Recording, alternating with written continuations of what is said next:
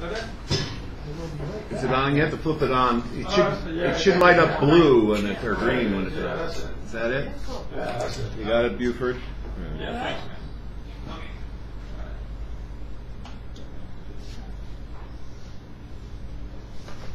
This is called You Want Me to Be You. You want me to be you, to teach regularly like you have for 13 years when the economy was not as bad as it is now. You want me to find love when it doesn't seem to want to find me. I just want to hang out with you, that is, when you don't push that agenda onto me. There's no baseball right now to absorb my energy for cheering, and I just want to cheer the both of you. Work with the students and write.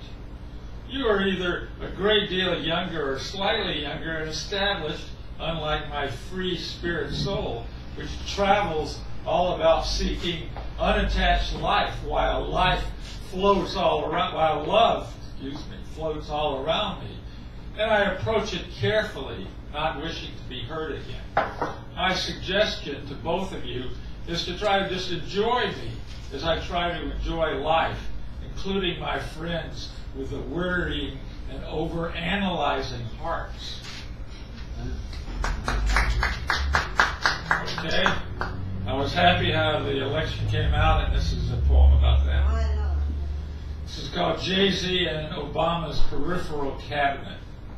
Rapping for Obama, Beyonce's husband lines up his vocal support needed for a 1% to 3% margin. Voting a privilege. A businessman versus a Harvard-educated lawyer Obama. Obamacare, apparently the bane of the Republicans' existence.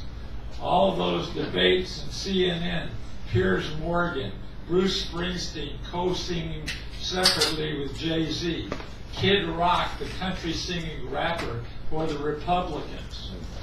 The political rap coming down to horny white guys supporting Romney and Bill Clinton supporting Obama, talking, playing saxophone on Arsenio Hall's old show.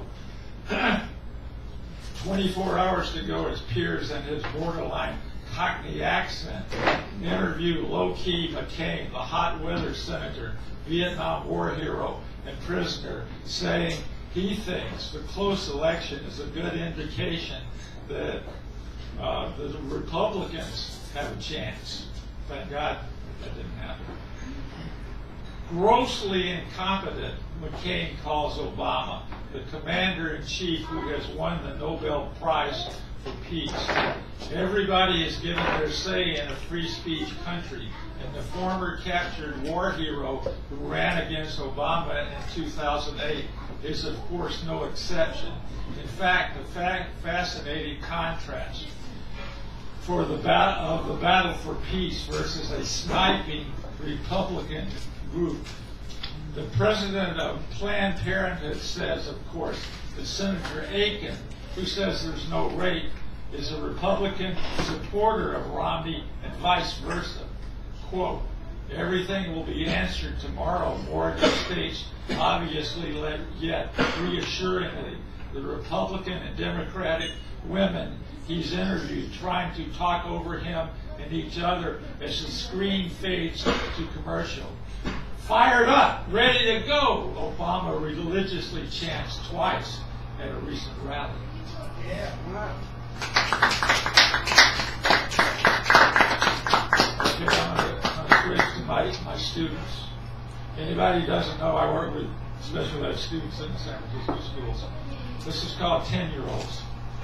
10-year-olds are the most difficult aside from 13-year-olds who are the worst. Pretty gray-haired middle-aged teacher worries, tries to keep class together, says I'm good at teaching comprehension lessons to the two brightest students in the class. One kid in the garden chops blue cabbage, first pokes at it with a plastic knife that I help him chop. He is earnest and creates lots of little pieces. One slightly chubby little girl with glasses and blonde fading to brown hair laughs incessantly.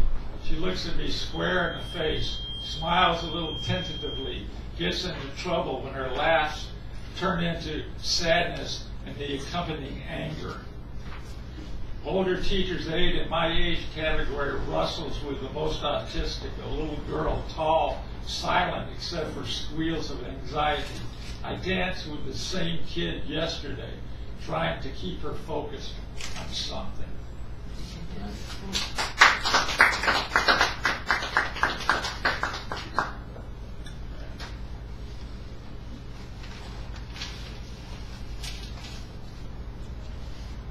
This is more special ed. This is called the slow, hard week. The kids are difficult, autistic, small, my back tired, hurting yesterday and today. Though yesterday I managed to get through and bend, fuss, praise students, young and little enough to be my grandchildren. From the girl who squeezes my arms and smiles with all her teeth showing, to another girl in the class who laughs until she falls apart and starts yelling, angry, put into the foam timeout corner, to the silent, wandering girl, to the tall, red-headed 10-year-old boy who makes sounds like a horse whinnying, to the frowning boy, to the mostly absent, fussy boy, to the kid who stands guarding the playground and takes me out of the classroom around the corner seemingly just so he can turn right. The teacher talks slowly and therapeutically and directs us toward whatever minor and sometimes not so minor problem that seems to be afflicting students at the moment. We all work ridiculously diligently at earning our pay.